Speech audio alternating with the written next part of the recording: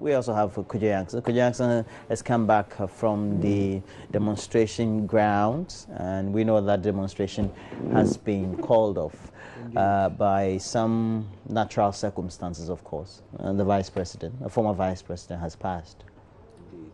Indeed. Well, these young men that I encountered at the demonstration grounds, they turned up in one Mahindra truck, about 9 or 10 of them, with placards, all hewn from the same plywood, you can tell, and with messages, you know, declaring all kinds of protest. But the understanding I was given was that these individuals came there simply to declare that the demonstration will not happen. We had already been there earlier, you know, from about 7 o'clock, and there was nobody in sight. We went over to the NDC headquarters. There was nobody around. There was one vehicle that had some executives in it, Kofi Adams and his deputy and a few others, and one other. And they spoke to a colleague of mine and said that they were heading to Obrasport, and so if we wanted to speak to them on record, we should come to Obrasport. So that's what we did. We went to Obrasport. They didn't turn up, but these individuals in the Mahindra truck came, and I spoke to their leader, a gentleman called Elikem Kotoko, who told us that, well, you heard what he said.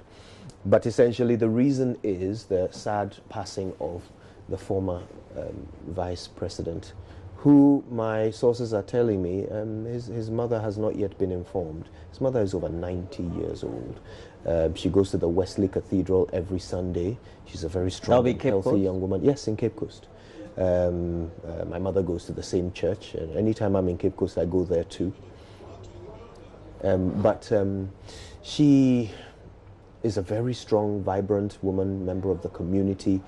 She's in the women's group in church, very active, and she's seen as a mother figure to everyone.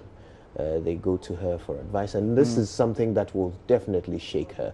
And so, of course, as is the Ghanaian way, we consider the sensitivity of the vulnerable, and so the family is figuring out how to break this to her in a way that will be easier. Relatively. Your family, easier. Are they also close to the Amissah-Arthurs? My mother is close to.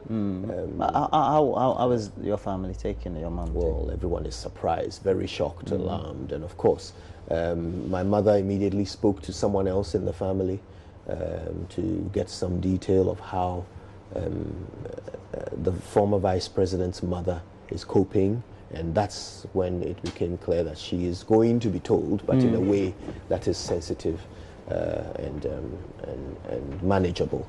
So it's not a very good day for the family of the Amissah-Arthurs. And Miss Arthur was somebody I had heard about even before she was vice president.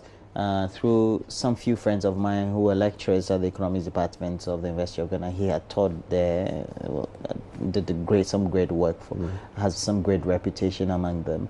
But he was somebody who was always seen to be on top of the issues of the economy when it came to his stint at the Bank of Ghana, and indeed work he had done as secretary or under secretary during the PNDC, and also advisor and acting in many capacities at the Ministry of Finance. My interaction with him, the longest interaction with him, was when he was the chair of a group that was to determine the outcomes of various salary allocations with the Fair Wages and Salaries Commission. I see. So they sent us to Takrady to work on this, and I was a member of the working group.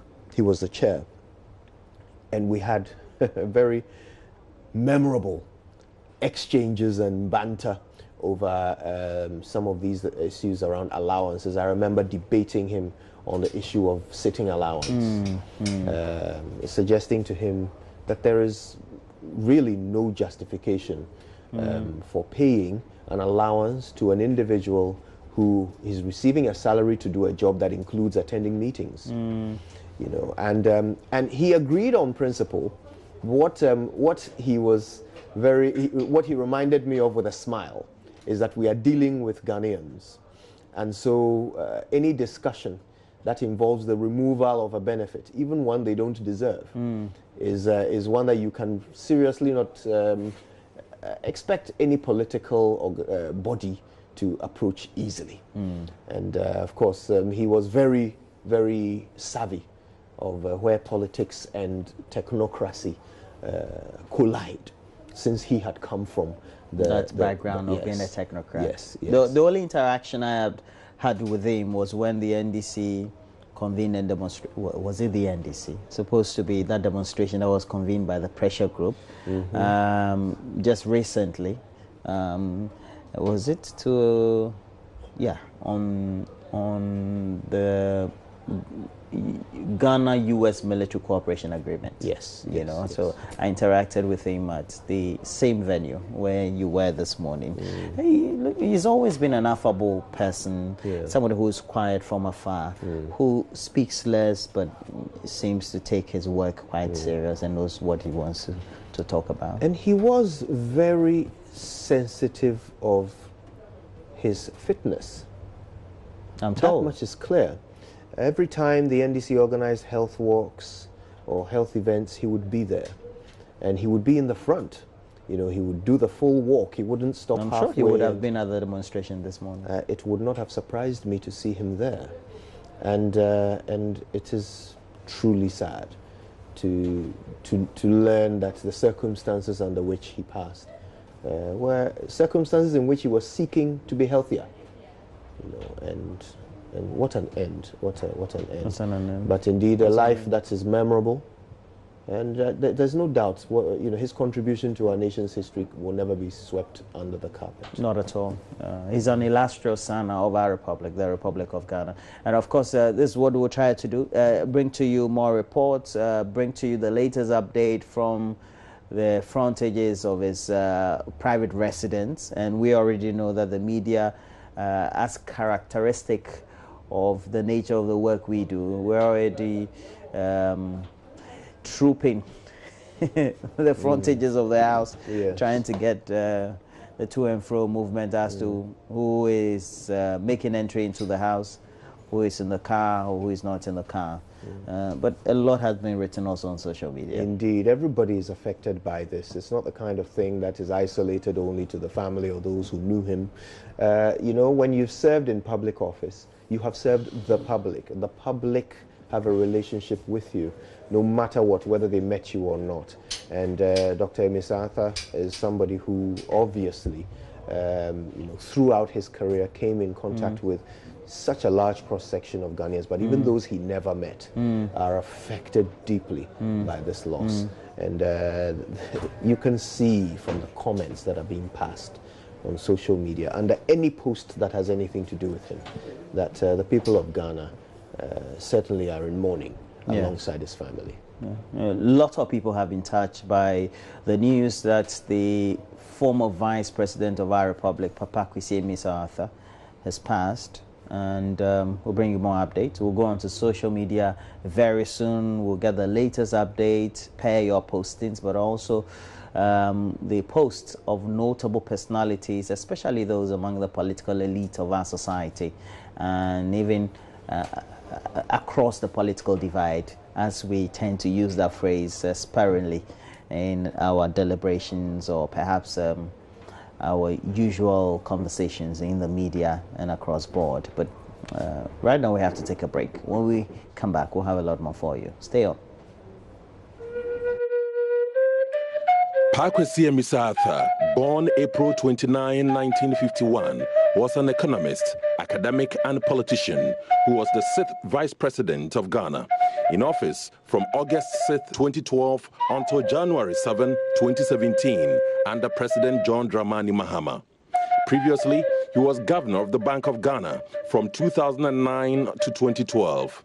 He was sworn in as Vice President on August 6, 2012, following vetting by Parliament, a week after Mahama himself was sworn in.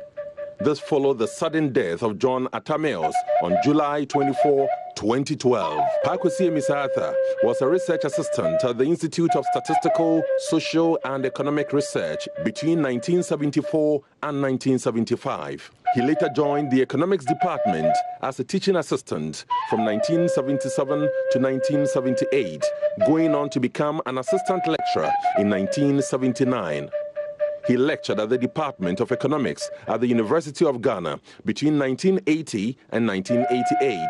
He had also been a lecturer at the Department of Economics, Anambra State College of Education, Awka, Anambra State, Nigeria, from August 1981 to July 1983. He went into politics until 1997. He worked as a consultant for the World Bank in the Gambia. He also served as a consultant for the Netherlands Government Education Project in Ghana.